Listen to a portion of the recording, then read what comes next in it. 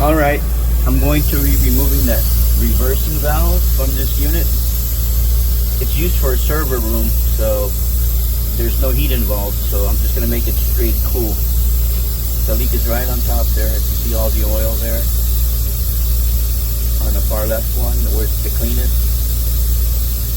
I put dye. With the UV light I can see it clear as day.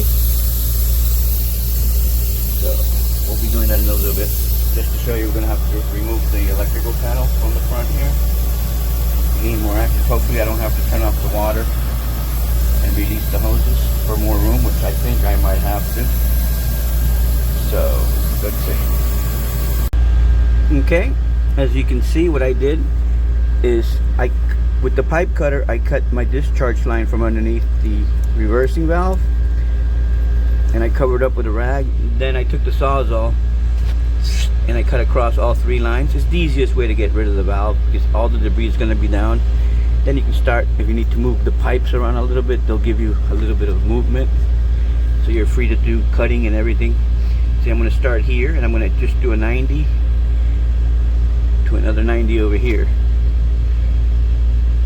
and we'll connect the suction side, and then we'll connect the discharge line. I'll see how I fit it easier without having to remove this box, the electrical box. So I might run a long line here so I can braze there, then I'll move the box over so I can twist the line over here, cut here, and then crimp this here and solder up here.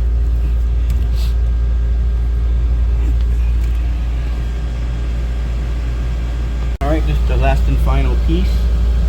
I brazed it here so that I won't have to worry about brazing that upside down, which is kind of hard.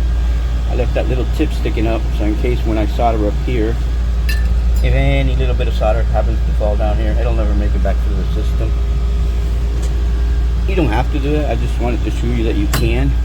So then this is going to go right here, like that, more or less like that. I already have the low side set up, so let's set this one up. Well, as you can see, I have everything set up. The low side right there, like I showed you that. Then I expansion this, so I only have to worry about soldering downwards. I also expansion here. It was such a short piece that it gave me a hard time. That's why it's a little bit ugly, but that's fine. It's nice and tight, so I only have to solder down. And as you can see, I kept all my fittings and my pressure controls, so I don't have to solder anything extra. Well, it's time to solder. Alright, everything's soldered in. Just waiting to cool down so we can pressure test it, and we should be good. Fingers crossed. Everything's set up. Alright, pressure test is good. Time to reassemble. Alright, everything's back together, working perfectly. Pressures are great. Another one bites the dust.